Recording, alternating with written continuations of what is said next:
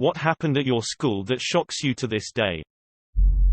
District was too cheap to hire a real Spanish teacher, so they hired a long-term sub for my entire freshman year who didn't even speak the language. We just watched the complete run of SpongeBob with English subtitles for the year.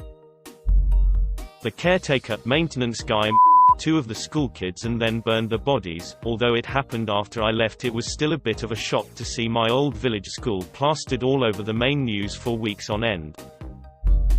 It doesn't shock me much because it was that crazy, but because how uncrazy we thought it was at the time. When I was around 11 or 12, and AIM or MSN were huge, there was a dummy account who suddenly started messaging a few of us with taunting messages, telling us that we were on that list. A couple other kids who weren't told that they were on the list tried messaging whoever it was and asking basically what that means. And they'd get variations on, "Their time is running out" or "Clock's ticking." Within about a week or so, it started escalating offline. We'd find photos of us printed off and left around the school with red XS drawn over our faces. Some of us had XS scratched on our lockers. One girl found a dead rat in her locker. Another guy had a chalk X on his home front door. And the wildest thing is nobody ever said anything. We laughed it off as a so weird thing. It wasn't until recently that a friend and I were talking about it in retrospect that I realized how f***ed up it was. But that is some bad movie script level setup for a school shooting, and we didn't say anything.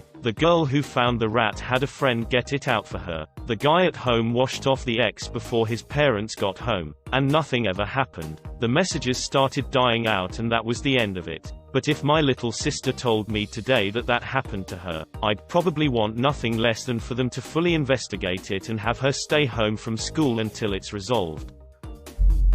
In 6th grade, a girl left the school crying and never came back. I didn't know what was happening at the time, but it turns out the girl had been pregnant and the two girls who knew, her friends, had told everyone about it. Now, this happened in Bhutan in the mid-2000s, so not everyone in grade 6 was 11 years old. This girl was 15/16 at the time. Her friends were the same age. I was 11 and I knew the girl. She would treat me like a younger brother, picking me up from home on her way to walk to school, and dropping me off in the evening. This image of her using the hem of her Tego like a blazer for girls to wipe her tears as she walked away is burned into my eyes. Every time I see the specific green shade of our school uniform, I think of her. She came from a poor family and I guess they made a little money through an informal bed and breakfast. The man who this little girl was a taxi driver. Our English teacher knew she was pregnant, and the plan had been to have the girl deliver the baby during summer break discreetly. But the girl's friends could not keep their mouths shut.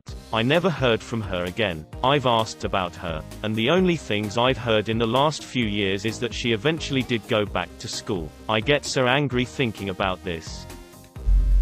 Woke up and walked down the hall of my dorm to find someone had taken a shit in the water fountain.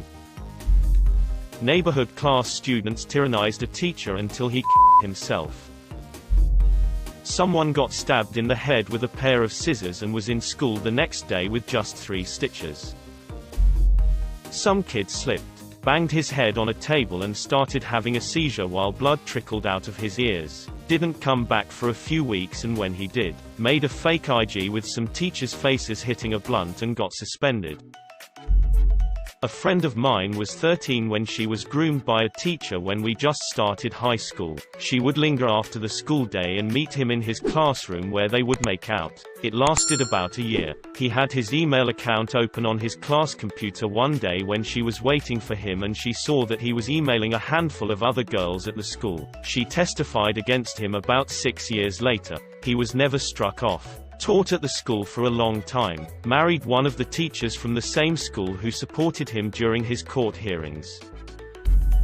The cheerleaders were selling sweatshirts for a fundraiser. One of them asked a teacher if he wanted to buy one. Teacher looked her dead in the eye and said, "I'll give you $50 for the one you're wearing right now." Needless to say, that was his last day as a teacher. That was almost 25 years ago. I still can't comprehend how a grown man could throw his career away in a single sentence like that.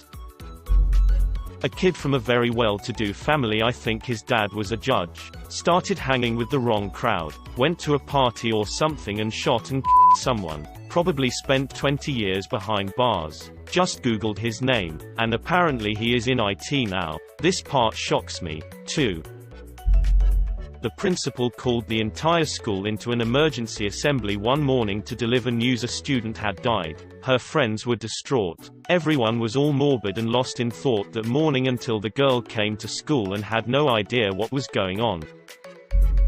A bunch of guys were playing basketball in the court outside. IDK how to describe it cause English isn't my first language, but basically one of the guys was hanging on the thing where you shoot the ball and it broke. The guy hit his head on the ground. He died instantly. Thank God I didn't witness that, otherwise I would have been able to handle it.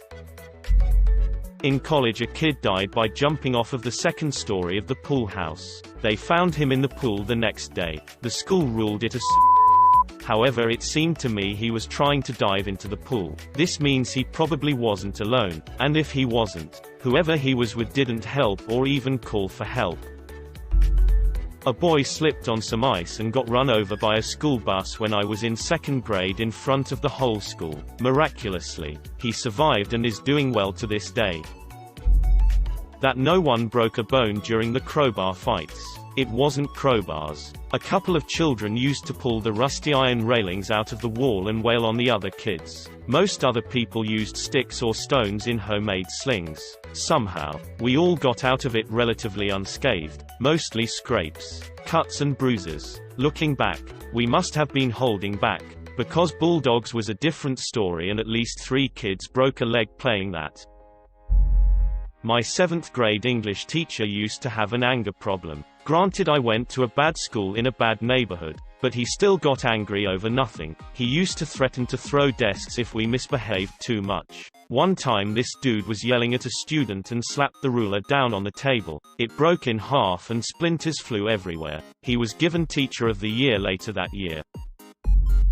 A kid in my brother's Catholic high school put a matchbook under my brother's belt at the base of his back and lit it on fire as a prank, I guess, causing a pretty severe burn. His coach saw it and assumed the worst abuse and had my parents called in. After they threatened my dad with child abuse, my brother finally told them what happened and they were going to expel the kid who did it. My dad went to bat for the kid and said it was a stupid mistake and that the right education would assure that this would never happen again. The kid got to stay in the school based only on what my dad said. 2 weeks after this, my brother got caught outside a school dance with a Bartles and James wine cooler and was going to be expelled. They called my dad in again and told them they were expelling my brother, and my dad flipped out. I convinced you to keep a boy that set my son on fire in this school, and you are going to kick my son out for drinking a wine cooler. What the f is wrong with you? My brother got to stay in school because my father was incredibly large and intimidating. And you know, it was bullshit. 2 kids got into a fight and 1 got stabbed by a broom.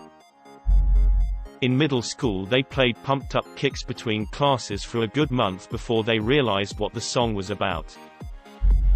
Mid-70s small town in Tennessee. Student brought her dad's outfit to school. One of the coaches put it on and started chasing 2 black guys around the classroom. Jewish teacher found out and lost her mind. Outcome: no one is allowed to bring their dad's outfit to school anymore. Otherwise, life goes on.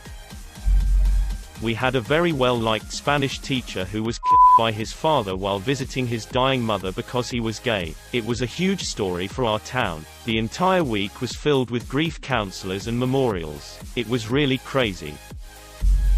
When I was a freshman, a senior boy committed by closing up the family garage and leaving the car running. It all came out that his parents were putting a lot of pressure on him to succeed at school, sports, and other extracurricular activities, and he was profoundly unhappy. The guy was extremely well liked and no one saw it coming. The shocking part, to me anyway, was how the school made him vanish. No articles in the local newspaper, cut his picture out of the yearbook, and basically forbade any active discussion of his death. Forget skipping class to go to the memorial. It's better to move on quickly.